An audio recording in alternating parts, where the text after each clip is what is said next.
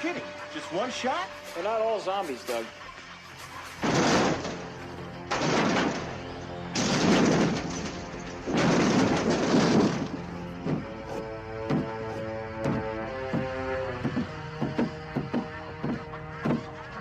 How do you fight this thing? Maybe we could drown it in A1 sauce. Well, sometimes that is better. The person you put up there ain't the person that comes back. It's a dance song to get down with. About 6 feet under. Get there. Ooh, I love this song.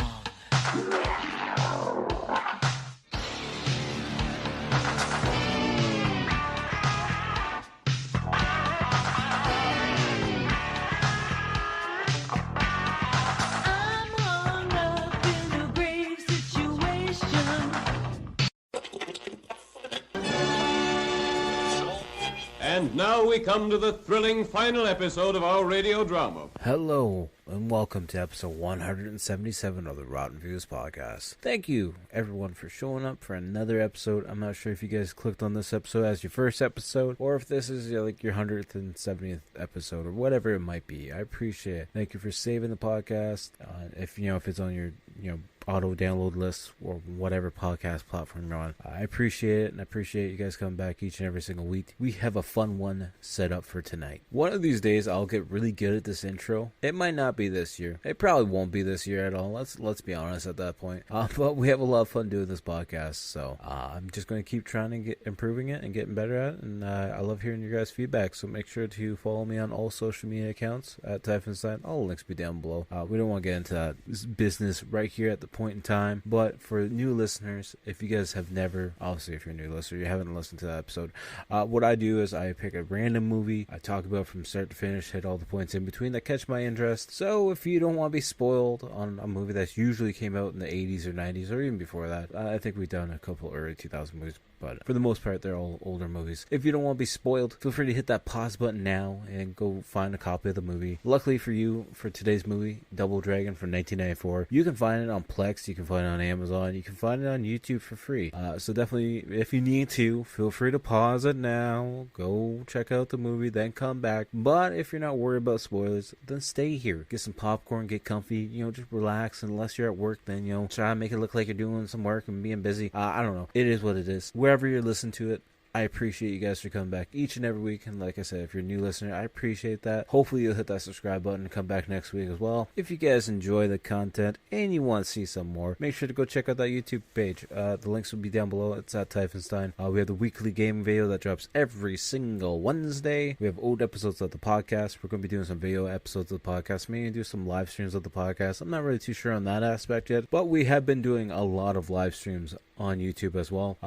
Been averaging like 5 a week, so that's really good for me. Couple hours a night, nothing too drastic. 2 hours. Sometimes they verge on the 3-hour form, but for the most part, it's a couple hours. So if you guys want to stop by, make sure to hit that subscribe button on there, turn on the bell notifications. That way you get notified every time I go live on YouTube. We have art shorts on there as well, and we're going to be doing some art live streams and whatnot as well. I like the platform, and I like the aspect of being a content creator. I'm an artist. I like to be a YouTuber, a video game streamer, a podcaster. It's just this creative outlet that I really enjoy, and I really have a lot of fun, communicating with y'all. So definitely go check it out, and make sure to check out all the other stuff. We got the Instagram, we got the extra Twitter page, there's a Facebook page, and I'm sure there's other things there as well that I'm forgetting at this point in time, but make sure to go check that out as well. But enough of that. You guys are here to listen to me talk about the movie at hand. Like I said, if this is your first episode, or if it's like auto-saved and you're just going through your list of new podcast episodes, we're watching Double Dragon from 1994. I personally can't remember if I played the video game first or if I watched the movie first. I know the cartoon definitely came later on. I enjoy the cartoon, to be honest with you. Then again, I'm a very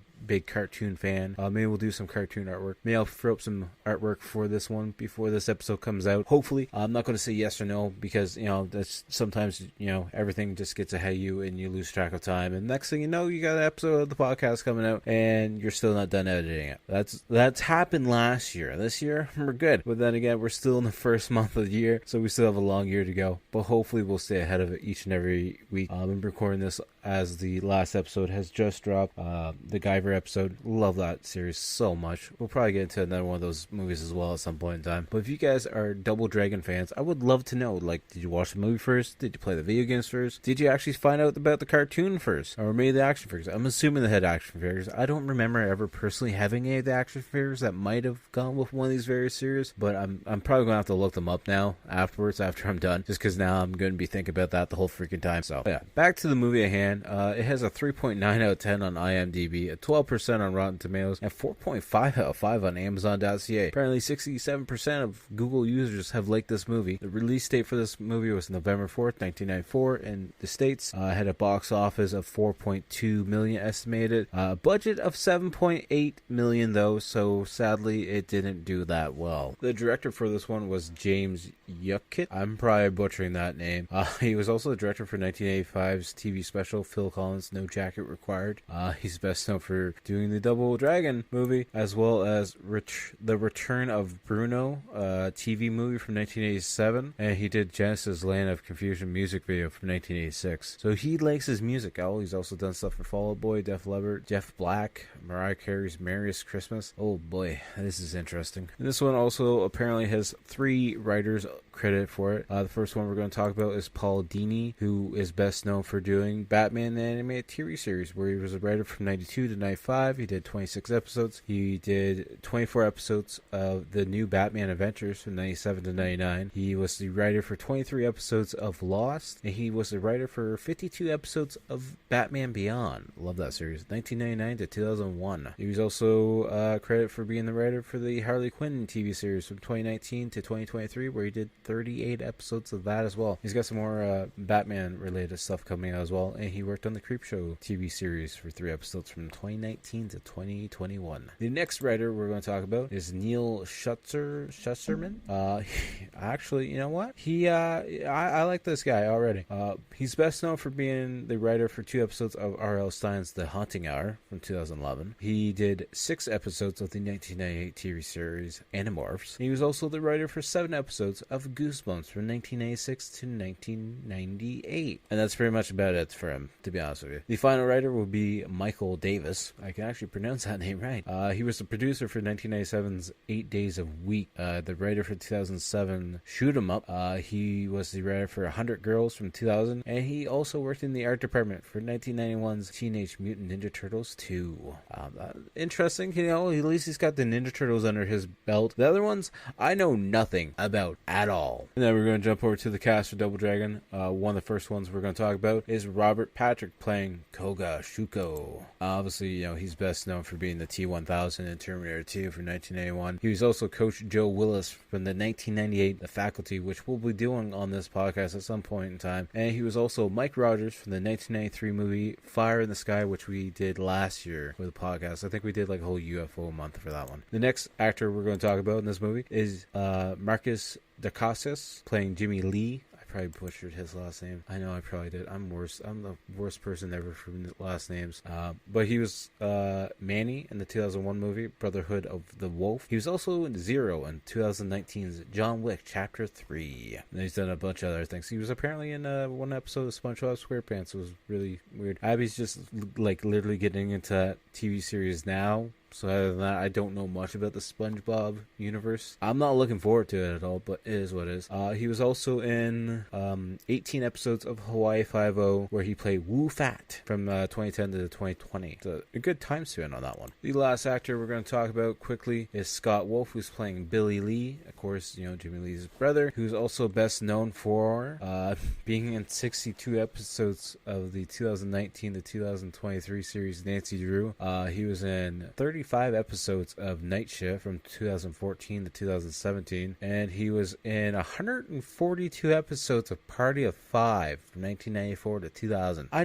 I've heard of that show. I've never once watched it. And he's also in an episode of BoJack Horseman, and he's also in 3 episodes of the Voltron Legendary Defender series from 2016. I'm very curious. He's got a very unique selection of films, I guess you could say. Also, the tagline for this movie is "Evil has just met its match." And because I'm a dingus, the rundown synopsis of this movie, according to IMDb, is 2 brothers have half of a powerful ancient Chinese talisman. An evil gang leader has the other half and determines to get the brother's half and have a complete medallion so he can gain absolute power. I don't know why I forgot to read that earlier.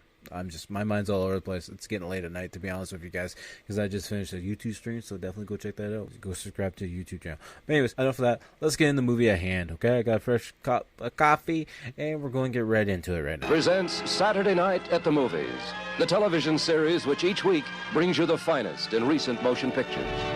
Tonight, 2007, Los Angeles. The city has changed. Cops rule the day. Punks rule the night. And one man wants to rule them all. There's only one thing he needs to succeed. This is only half of it. Find me the other half now. And look who's got it. It magnifies the power inside you. This half gives power over the body. All right, so where's the on button? Now, 2 brothers will stop at nothing to protect their half. Look out! And a madman will stop at nothing to possess it. You're gonna love this. Let's have some fun. Who wants gum? If they succeed, they're heroes. But if he does, they're history. Watch your step. Time to skin you guys.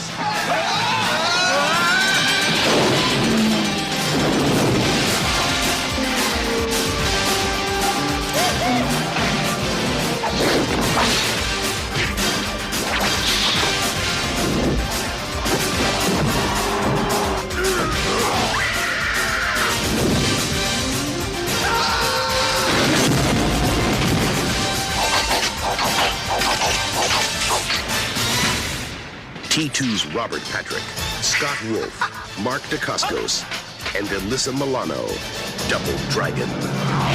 You said it. We don't really have to wear these, do we? You starts out with an image that I don't recall seeing really ever at all. Moonstone Entertainment. I don't know if you guys know that one from somewhere else. Let me know down below. I would love to know what you know that from, because I don't remember any other pictures that are from this company. But then the intro starts out with Koga, Robert Patrick's character, talking about the medallion and how it's an ancient Chinese talisman and whatnot. And we see like close-up images of the talisman as it's going around, as Robert Patrick's character is talking about how powerful it is. And of course the medallion or talisman is a double dragon, so it's 2 dragons together. And then he's like, oh, this is the legend of the double dragon. As the 2 talismans break apart, we see the double dragon font come up, and then we just see, you know, this Chinese, I don't know, you know, little village, little straw village, where there's a bunch of like evil ninjas, or I don't know what the technical term is, but yeah, they're just setting everything on fire and beating the crap out of what looks to be like a bunch of monks. As everyone's dying inside that village, we see one of the monks like running into this cave system, and one of the bad guys sees him and slowly starts going after him. Inside this cave system might be kind of like a shrine, because there's candles lit up all over the place, and it's, you know, it's got a weird dragon statue or something inside of it. It has a big pot that's like on fire in front of him, kind of like it's for sacrifices maybe. And of course the bad guy looks over to the one side and there's this other statue, and it's got part of the medallion on it just hanging in a necklace, and they grab it and the person unmasks and we find out it's a lady, and I believe it's Linda Lash, played by Christina Wagner. Then we cut back to the big fancy office building that Koga is running, and he's telling the whole speech and story to all his henchmen. And I believe one of them is Linda. Then there's, I think, Boa Bobo is there. Lewis, the Japanese guy played by Al Long. I don't know, I butcher names. Let's just get used to it at this point in time. And Koga's like, many years they've been searching for the Double Dragon, and well, now the power is all mine. And he opens up this red box as he's sitting down at his desk. And he's not too happy once he opens up the box, because he's like, this is only half of the medallion. Where is the other half of it? And then he picks it up and he's holding it in his hand, and we can feel the power surging through him. And he turns into like a black and white picture, kind of. He kind of like looks like the wind's going right through him. He's like, you need to find me the other half of the talisman. And then we see Satori, played by Julia Nixon, and she's at like a martial arts contest where we see Billy and Jimmy both, fighting in the competition, and she's got the other part of the talisman on her because it's her necklace. And during this whole karate competition, the whole building starts to shake, and the announcer's like, just calm down, everyone. It's just an aftershock. Don't worry about it. And then we see this midget guy, pumping up a jack to keep the ceiling up. And then we see Team Lee scoring a point because apparently it's like a tag team karate contest of some sort, tournament. I'm not sure how that works. I thought it was always just one-on-one. But apparently you can tag in your brother or your teammate whenever you want to score some points. And of course, one of the brothers, I think Billy, takes himself in, and Jimmy's like, hey, I tell you when you can tag in. And then the other guy that they're fighting just comes up and starts kicking him. He's like, hey, we gotta get on the same page here. And then the ref's like saying the score, and then Billy's like, yeah, 10 points for us. And then the guy's like, wait, what do you mean? And then Billy just kicks him in the head, and then he jumps on his back and just like starts giving him a nuggie, and the ref's gotta like break them up. And then out of nowhere, because of Billy's actions, Team Lee gets disqualified from the whole tournament. Jimmy's not too happy about it because they had some prize money that they could have won, and Billy's like, hey, you were playing easy the whole time. I was actually trying to have some fun and get the win. And then the guys that won are kind of like bragging it and pushing it in Billy's face, and then Billy's like, I'm gonna kick your ass some more. So then they start fighting some more, and then we see a commercial being like, hey, you're watching the game and then your house starts to collapse. Well, it's not your fault, it's everyone's fault, but you gotta get a colorful jack from Jack City. Also, then we see the news people, and they're like, hey, the clocks go back, make sure you set your clocks right so you're not out past curfew so nothing bad happens. And then we cut to the Weather Channel part of the news, and it's Andy Dick who's playing the weatherman. And Andy Dick's character is going on about how bad it is in this world that we're living in now, that the police chiefs are pulling the cops in before curfew starts. He's like, we've had enough people die. We don't need the cops out there dealing with that kind of crap. We'll just pull all the cops off the street. You guys can do whatever you want. A little bit of purge action until the morning comes, and then we'll send our officers back out during the sunlight. I forget to mention is like a really post-apocalyptic world, to the point where like the water level keeps raising up to the point where it's coming up to Hollywood and Vine. And essentially, I don't know where or how much of the world that means, but it doesn't sound good, at least. As we see the Lee brothers and Satori driving through. And then we see some gang action happening. And it's the Mohawk gang, a Bobo, pretty much stopping in the street. Billy's running like the computer system, and he's reading off Bobo's stats. And apparently he's a steroid freak. He can bench press 800 pounds. And he needs a little bit of a fee to get through his area. And he's like, Hawk, you handle it. He's like, $50 fee, man. We accept all major credit cards. Bobo tries to stake Satori's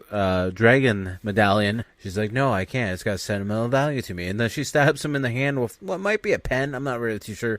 And then they start racing off because, Bobo was behind them with their big giant looking SWAT truck. And to make the station wagon go faster, that the Lee brothers are in, they feed it garbage because apparently the engines run off of garbage. Paper. Other crap. And then we have like a car chase between the two of them, and at one point in time the station wagon's going up close to like this garbage pile. So I think Billy reaches out, grabs like a handful of garbage and starts feeding it back to the car because it's got like a incinerator engine that has a flame like booster on the back of it.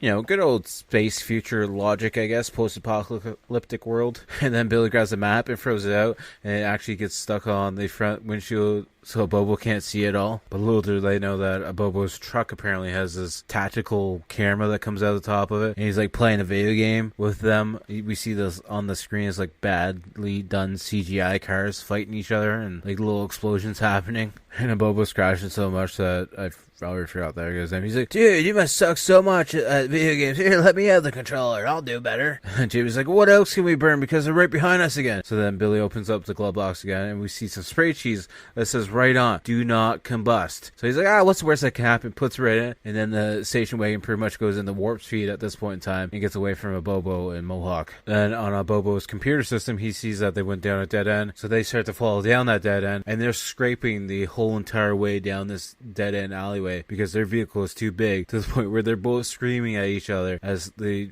truck crashes. And Billy's like, my whole life just flashing from my eyes. I sleep a lot. And Jimmy's like, are you crazy? He's like, well, yeah, we almost crashed the car. Yeah, I get it. But look at his vehicle. He's pretty much going to need a can opener to get out of there. And then we just see a Bobo kick the door off, and they're like, oh, he's kind of mad, huh? And then a Bobo gets ready to attack the Lee brothers. And that's when he's looking up in the sky a little bit, and we see a bunch of like discount looking ninja guys using ropes to come off the roofs. And he's just looking around being like, there's a lot of them. And then we see one person turn around, and they're like graffiti people hiding up against the wall. And then Bobo's like, alright, we're gonna get out of here, actually, to be honest with you. And we find out it's the Power Corps showing up to save the day. And then this is where we're introduced to Marina, who's played by Eliza Milano, and they're kind of checking her out because, you know, she goes to bed in order to pick up some technology that Bobo dropped, and she's wearing like assless chaps, I believe, or short shorts. I can't remember. I wasn't really paying too much attention. And then the Lee brothers are like, you know, we're not going to help you out because you guys don't abide the curfew rule at all, so you guys are pretty much just as bad as the gangs in the city, to be honest with you. And then we have Satori talking to them about the medallion or talisman. She's telling them that their father was a part of the excavation team when it was found, and apparently that's a very strong, powerful force, and in the wrong hands could be used for evil ways. And they're looking at us like, it doesn't look that powerful, to be honest with you. We find out that apparently the half they have gives power over the body, and the other half of the talisman gives power over the soul, and the two of them combined together become an even stronger force. As some Billy's looking at it, he's like tossing around a little bit. He's like, so where's the on button on it then? So can I have this power, please? That's when we then cut to see a Bobo who's working with Koga, and they're going over the computer system with the Lee brothers, and apparently they're like 17 years old, even though they look like they're in their late 20s or mid 30s. And as he's going over about the power of the dragon, and they're going to either give up their power of the talisman or they're going to die, Linda Lash turns on the lights, and Koga's like, no, too bright, turn them off, you know better than that, I gotta have my sunglasses on first. And then we see, Koga and Lash and his henchmen taking a Bobo down to the basement, down this long ass elevator shaft, where they're gonna do some tests on him to, make him a little bit stronger, let's say. And then Koga's like, hey, please have a seat, there's only one dragon, and I can always have another son, or something along those lines. And then we see this chair opening up, and a Bobo just stares at it and screams for whatever reason. And then we see Marina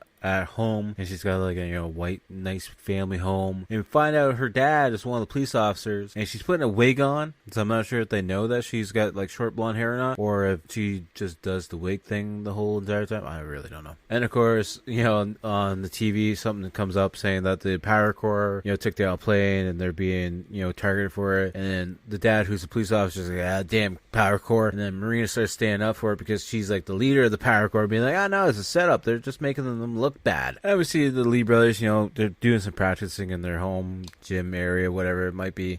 And then we hear a bang at the door, a knock at the door. They got a big giant steel door, and Satori goes to answer it, and of course it's Koga and his group of bodyguards and Lash, and be like, hey, how's it going? Just in the neighborhood, thought I'd stop by and say hi. And apparently this is their first time meeting each other, because Koga has to introduce himself to them, and Satori's like, oh, so you're Koga Shuko. He's like, yeah, I am. I just introduced myself, actually, to be honest with you. And then, Satori and Koga start talking a little bit more, and she's like, I put continents between you and the dragons, so you'll never find them. And Koga unzips his jacket a little bit, and he's like, yeah, really? And then Billy and Jimmy come over, and Billy's like, hey, nice hair. And that's when Koga sees he's wearing the dragon necklace. And so then a fight ensues in the whole apartment, or whatever the hell. And then the brothers start running up this like net they have hanging off the side, and they're like, well, what about Satori? And she's like, yeah, right, like she needs our help. She's stronger than both of us. She'll be fine. And then we see see them fighting up on the like balconies and in the scaffolding of this building that they're staying in against the evil, Louis Al Leong henchmen. I'm starting to think like they got themselves set up in like a movie theater or a theater of some sort. I'm not really too sure, because at one point in time we see, I think it was Louis swinging down on a rope to try and attack Billy, and Billy just turns sideways and watch him like swing into a statue. At one point in time, Billy smashes the gumball machine that they have apparently in their home. He's like, "Who wants some gum?" And then he starts beating the guy up with his skateboard. And then we see this truck show up again, and we assume that it's a Bobo's truck. And then we see these big giant ass feet jump outside of it. And then we cut to Satori and Koga fighting, and Koga's like, "You know what? It was definitely my stuff, and you just kicked me through a little bit of a wall display, but I'll just laugh it off like it's no big deal. Just give me my half of the medallion, please." Then Koga grabs his part of the medallion and starts rubbing it, and then he becomes like this ghost shadow form, and he starts to possess Satori's body. Then we see the brothers getting ready to like leave and go to like a door to get outside, and we hear these giant footsteps, and then the door breaks open, and we see this mammoth-sized Bobo who's heavily injected with steroids and maybe some concrete, because he looks massive. And the two brothers just look at each other and scream and run away. Billy and Jimmy are running away from a Bobo, and they start grabbing some bricks and just start chucking it at him. And the whole time they keep hitting him with bricks, he just keeps laughing at them and keeps walking towards them. Then Satori comes up behind them and pushes a heavy bag into the back of a Bobo, and a Bobo stumbles, hits a rope railing, and falls off and falls down the floor. And then Satori's like, "Hey, we have no time to wait. You should give me the medallion and we'll get out of here and be safe." And then Koga's voice comes out of Satori and being like, "Give me the necklace now." And then they start fighting Satori, and Satori starts kicking their butt a little bit. And then they get like Satori behind this little gated area, and he's like,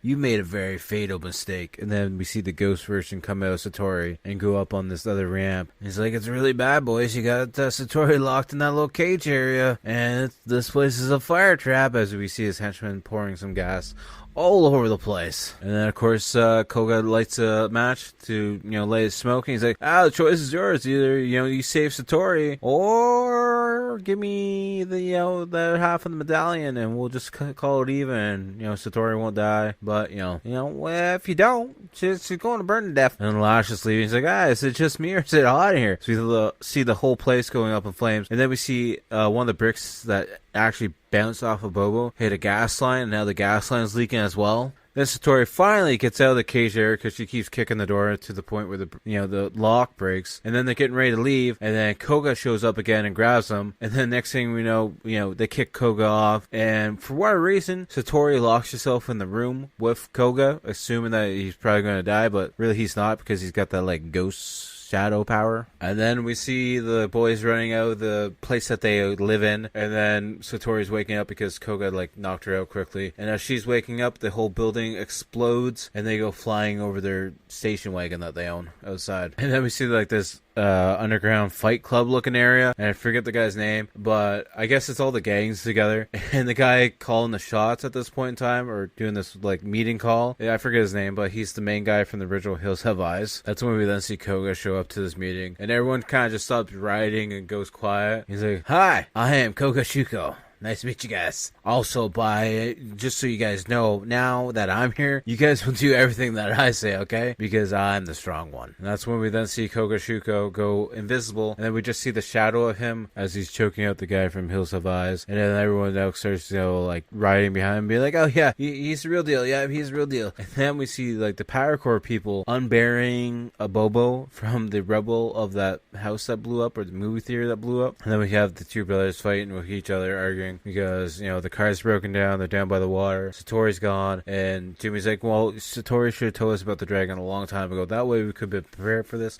What might have happened?" And then Billy's like, "You know what? It's not her fault. We just gotta try and avenge her. I'm tired of us trying to plan things out. I just want to do what I need to do and avenge Satori." And then Jimmy's like, "We gotta think about this. We only got each other, and we got nobody else. And they're like the perfect yin and yang. One's hot-headed, one's kind of more thought out and methodical." Then we see Jimmy and Billy walking through what looks to be like this factory junkyard looking area, and then one of the guys is sitting in a car and sees a wanted sign, and it's got them on it, and they walk around the corner a little bit, and we see a whole gang of like Mohawk warrior type people just standing there and they're like, "Oh yeah, so I might have took the wrong corner. I think it's Jimmy. He's like, don't you guys own a watch? Like, don't you know what time it is? And the guy's like, yeah, I own a watch. And he pulls up his hand. And there's like 4 watches on his wrist. And then a whole fight ensues because the one Mohawk guy, he's like, time to skin you guys. Orders from Koga Shuko. And then we see them all fighting each other. And it's like Billy and Jimmy just trying to take them all on one by one throughout this whole junkyard area. And as they run away, and they hear someone yelling, hey, punks, special delivery, mail. And this post office guy just jumps off the top of this tanker, and they both step out of the way, and he just goes face first into the mud. So then they run down to this like boathouse area and lock themselves inside this boathouse shed thing. I'm not sure the technical terms, but inside this boathouse is this like special looking race bike of some sort. They started playing around with the bike, but of course the bike won't start at all. And then next thing you know, they're looking underneath the tarp and they get all excited. And we see a speedboat, not like a fancy one by any means, breaking through the other wall of the boathouse. And then we see these bad guys showing up on ski-doos. Because apparently they didn't want to swim out because apparently the water is like toxic sludge. Apparently the water is so bad that it will pretty much melt your flesh off if you even try swimming inside of it. And then we see them having a race throughout this toxic slush water. And then there's like the Hollywood River Tours boat going across as well. And it's like, I don't know if you guys really want to be on that water if it's that toxic, to be honest with you. And out of nowhere, the one guy on the ski-doo starts pressing some buttons, and a rocket comes out of the front of his ski-doo, and it shoots off in front of them, and it sets the whole river on fire that they're trying to, swim through, or not swim through, boat through, I guess. And then, like, the land around where they are just starts to explode as well because the fire gets up there, and all these explosions all just start going off all over the place. And the 2 brothers are just freaking out as they're still on the boat. And then, like, the water level apparently is so goddamn high that we see a bridge, but then we also see, like, all the different signs that say, like, if you go down this lane, you're going to Hollywood. If you're going this way, you're going Sunset Boulevard. And they crash into the Hollywood exit sign, and the whole thing just explodes, and the guy on the ski is like, yeah, we got them. They're dead. And then we see the 2 brothers popping up in the water, spitting it out, being like, oh, this is so gross, so toxic. And then Billy's like, I heard if you get the water in your mouth, you get diarrhea for a week and your hair falls out. And then we see the news channel again, and he's like, the Hollywood River caught fire. Once again, actually, to be honest with you, and, it wasn't that great either. We see police chief Marina's dad being questioned by some news reporters because apparently they've been pressing the gang members lately during the daytime, and the reporter's like, why are you causing issues with the gang members? Maybe they're just misunderstood. They got rights too. Why are you bothering them so much during the daytime? Then Koga's getting pissed off at Lash, being like, how hard is it to get my other piece of the dragon out of the river? And Lash is like, river's really deep, to be honest with you, actually, to be honest. And then we have Billy and Jimmy kind of arguing again because Billy's like, we can't take on Koga by ourselves. We need the power core. And Jimmy's not a fan of that idea at all because he doesn't want to work with them at all because he just sees them as like another gang group around the city of LA. And then we cut to the power core area where we see a Bobo tied up in a chair as Miranda has a funnel going down in his throat.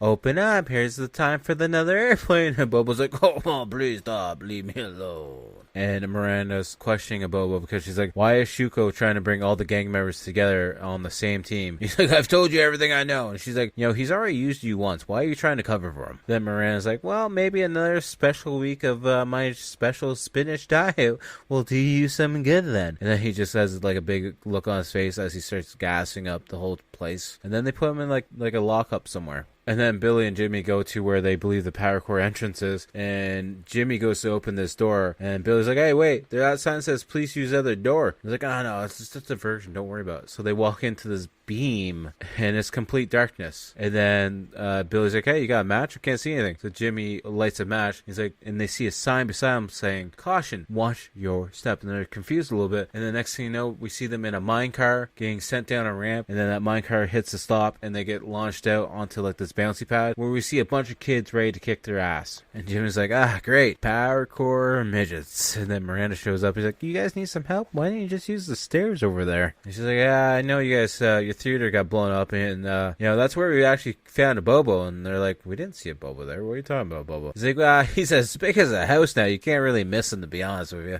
then Miranda's like, so Shugo thinks you're dead, so we have the element of surprise because he wants his special dragon medallion that you guys have. So how about you make it do something special? And then Billy's like, so we've been trying. We can't make it do anything, to be honest with you. And then Miranda's like, so did you think about clicking your heels together? Maybe that work? And everyone starts laughing. And then next thing we know, we see the brothers doing it together. Like they're rubbing the dragon medallion and they hear the sound happening. And everyone starts laughing a little bit because it's just one of the sounds coming from one of the Power Core members. They're just like twirling something around. And then we see this big giant fancy building. Apparently it's like a mall. It's a Shugo Center. And then we see the Power Core members all on skateboards, just pretty much in rollerblades, just going through the whole place, wrecking havoc, causing a commotion. And all the security guards are going crazy trying to stop them. And then we see on the security camera outside, we see Miranda taking off one of the vent systems to get inside the vent system. And of course Miranda goes in the vent system first in her short shorts. And then the two brothers are fighting to try and get in behind her because it's been a while for them apparently. Then as they're moving for the vent system, Miranda wants to go to this computer to upload some data to make the gangs fight each other because they want to make one gang get more profit than the other gangs. And that's when Billy and Jimmy hear Shugo's voice coming from the other end. So they're like, all right, you have a good time. We're gonna go back here. We're gonna fight him, get the other part of the medallion. And then that's when we see the police officer, Miranda's dad, talking to Shugo. And then they're looking down and we see the part of the medallion just hanging in a box. And Billy's like, I can try and reach down and grab it with this string of some sort, like a magnet. So it's not a magnet that he's using on the friction wire. It's like a pin off of Marian's vest that she has. And the whole time he's trying to connect it to the other part of the medallion, we have Lash just watching the whole time, being like, wonder what that is. Wonder what's going up there. And then we see Shugo go over and just grab his medallion, put it in his pocket, I believe.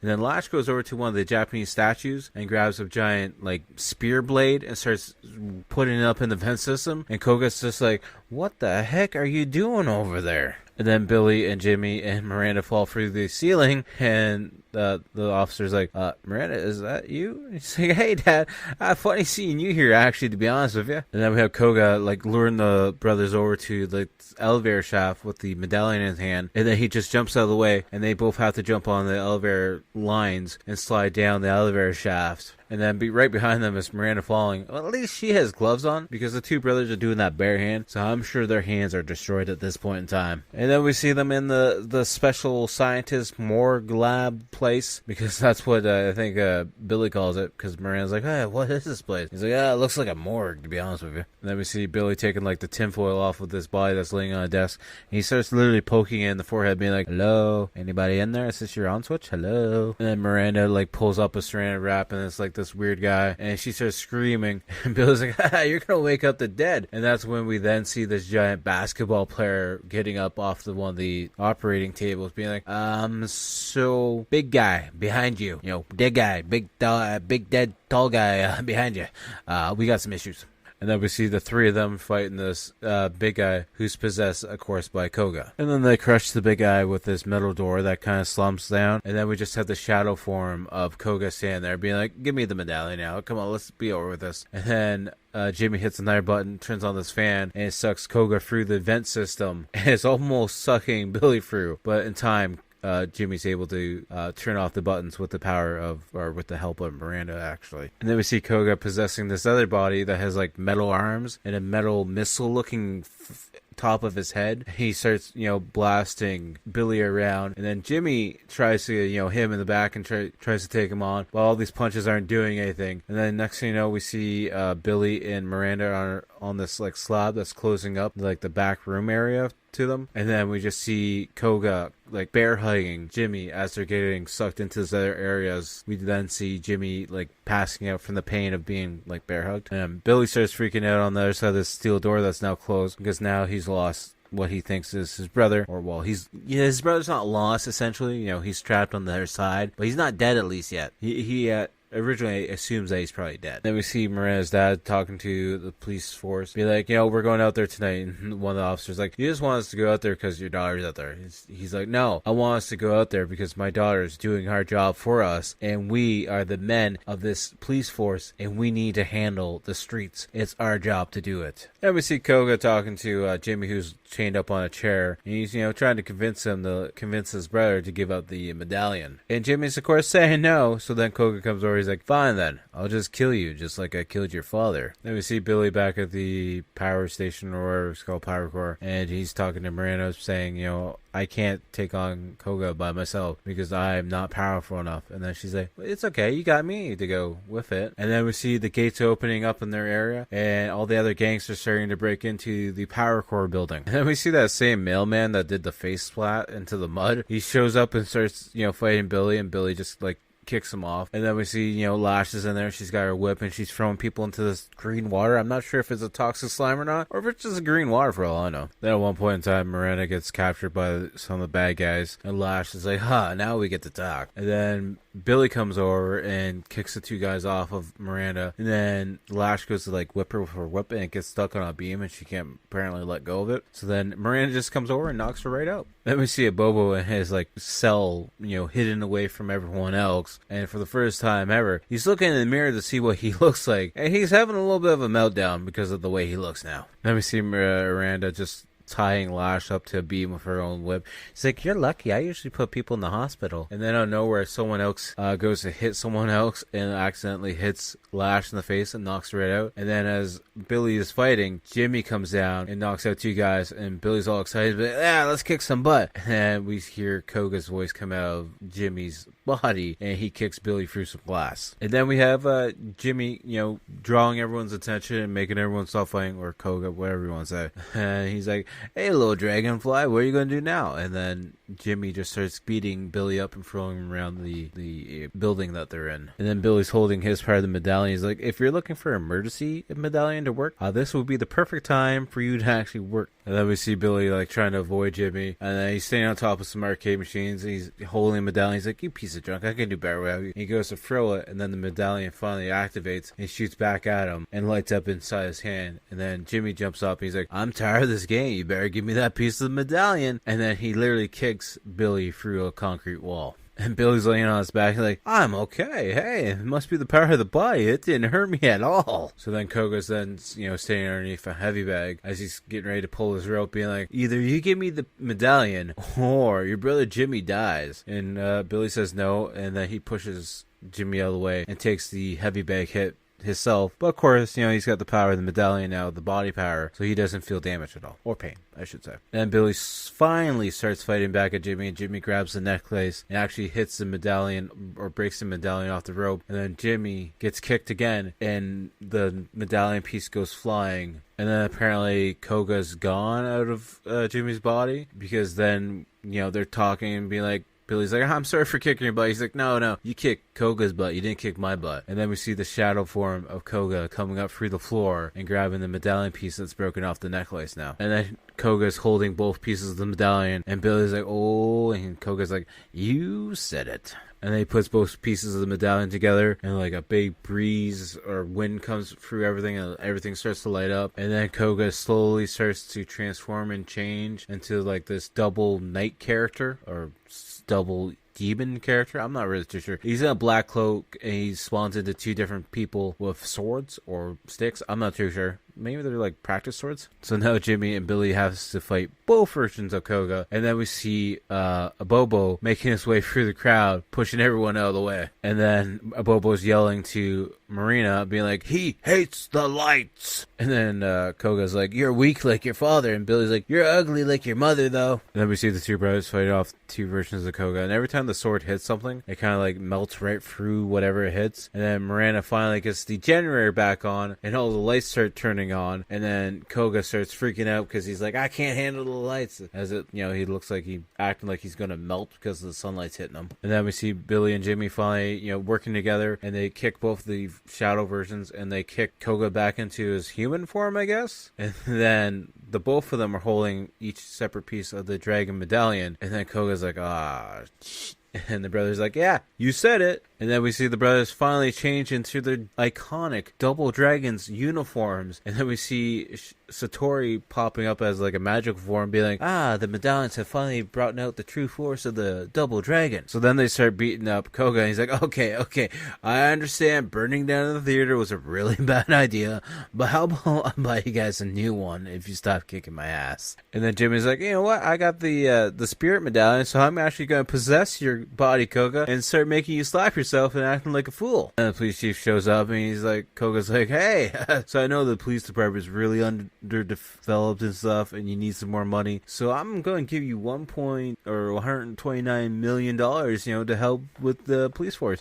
And you can arrest me now too, as he's still possessed by Jimmy, of course. And then as they're taking Koga out of the building, we see the other officers showing up being like, night shift here, reporting for duty. And everyone's all happy now because now the police force is finally going to be out during the nighttime and not letting the gangs run rapid over everything. And Miranda's like, so I guess you guys are going to be going off building your dream house somewhere, huh? And Jimmy's like, why would we go build a dream house somewhere where we can rebuild a whole entire city? And then out of nowhere, Miranda's like, hey, I want to show you guys something. And they have a new station wagon called the Dragon Wagon now. And it's fully repainted, all new engine, everything on it. Dragon's painted on the side of it. And then Bobo comes over to Jimmy. He's like, hey, what's up, chicken butt? I was just wondering if I can hang out with you guys. And Jimmy's like, okay. Then Bobo's like asking to drive the Dragon wagon. And Jimmy's like, yeah, sure, no problem. And it's like, how the hell does a Bobo even fit in that station wagon? Because he's massive. And then we just see a Bobo driving that Dragon wagon down the street as everything, like, it's got a giant fire engine coming out of the back of it. And then we see the two Japanese or Chinese henchmen guys standing on the side row of signs, saying they will work for henchmen work or whatnot. And then they're arguing as they're walking down the street as the movie ends. I gotta say, this was a fun movie. I enjoyed it. Then again, it's one of those movies I grew up watching a lot as a kid. I owned it on VHS. I probably still have it on VHS somewhere. And like I said, I enjoyed the video games. And I enjoyed the cartoon later on in life when I found that out as well. So on the Rotten scale, on this one, just because it's fun, silly action movie. And it's got some good humor here and there. And effects-wise, not greatest, but still fun no matter what. So on the Rotten scale, I'm giving this one a 6.5 out of 10. So now is that time where we pick what we're going to be watching next week. So next week, we have another first for us. It's another sci-fi movie from 1995. I've heard about this movie on another horror podcast and whatnot, but I've never actually looked at the trailer or even seen clips of this movie. But we're going to watch 1995's horror sci-fi movie, Project Metal Beast. It's got mid scores, for IMDb, and it's got 4.5 out of 5 on Amazon, though, so that's kind of crazy. And it's got 39% on Rotten Tomatoes, so hopefully you guys will check that out. You can find it for free on YouTube. That's where I'm going to be watching it, so definitely go check that out if you want. If not, just wait till next week where you can listen to me talk about the movie at hand.